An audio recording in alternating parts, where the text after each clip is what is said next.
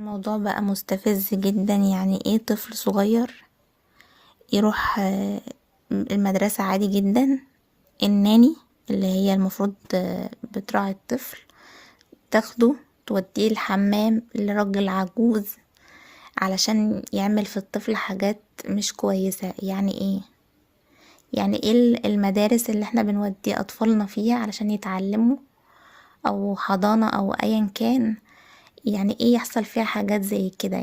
يعني ايه الناني القذرة يعني تعمل حاجة شبه كده، تاخد طفل من ايديه وتوديه لواحد متحرش من ايديه وتغسل له وشه وتقنعه ان ده عادي، وان انت لو اتكلمت احنا هنقتل باباك ومامتك. طبعا هو العجوز القذر ده اتحبس طبعا وخد جزاءه، بس هو قليل عليه جدا المؤبد، المفروض ياخد اعدام اقل حاجة اصلا. طيب انا طلعت اتكلم النهارده ووعي الامهات واقول لهم ازاي نحمي ولادنا من التحرش. اول حاجة ومن سن صغير لازم تعرفي الطفل على مناطق جسمه، وان في مناطق حساسة ممنوع حد يشوفها او يلمسها.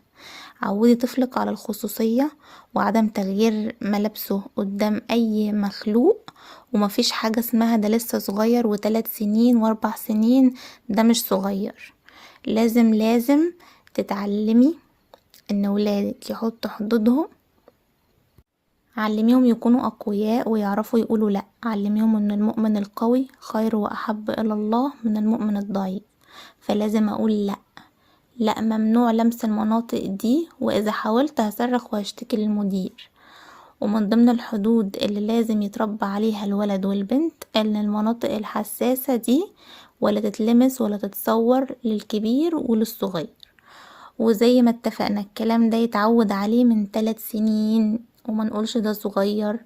عرفي طفلك من وهو صغير ولحد ما يكبر ان اي حد يقولك سر وما تقولش لماما وبابا، ده شخص مؤذي. ولازم فورا تحكي لأي حد كبير، اب او ام او اخت، اي حد كبير. عرفيه من وهو طفل ان المؤذي مش هيجيلك على على شكل شخص شرير زي الكرتون والافلام اللي بيتفرجوا عليها. ده ممكن يكون قريبك عادي، وممكن يكون شيك وجنتل، يعني ممكن يكون حد قريب منك جدا يا حبيبي. لازم يعني تاخد بالك وتحكي لماما على كل حاجة، وانه مش عشان قريبك او قريب منك انه مسموح له يمد ايديه على اي حاجة في جسمك. وان لو ده حصل تهدد فورا بالفضيحة وتقوله ان ده غلط وانا هقول لبابا وماما.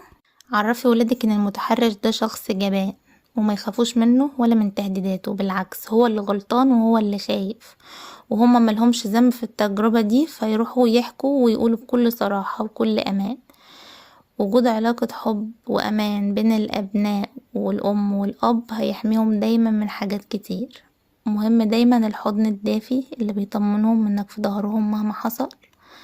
علمي البنت تحمي نفسها بعدم تواجدها في مكان لوحدها مع اي شاب. ممنوع تاخد درس لوحدها مع مدرس خصوصي او تحفظ قرآن مع شيخ لوحدهم. ممنوع تكون لوحدها مع ابن خالتها او ابن عمتها اللي زي اخواتها، او جوز اختها او جوز خالتها او جوز عمتها اللي في مقام باباها. ممنوع الخلوة مع غير المحارم. الوقاية خير من العلاج يا جماعة. وما تتكسفيش تعلمي ولادك وتحكي لهم حسب كل واحد وسنه. الطفل الصغير هتقوليله ممنوع نقعد على رجل حد، والكلام ده من اول ما يبدأ يفهم من 3 أو 4 سنين. والبنت هتقولها ممنوع نطلع السلم وورانا شاب، او نركب اسانسير مع راجل كبير مثلا. وعيك بيختصر مسافات كتير جدا على ولادك، فخليكي واعية وحافظي على ولادك.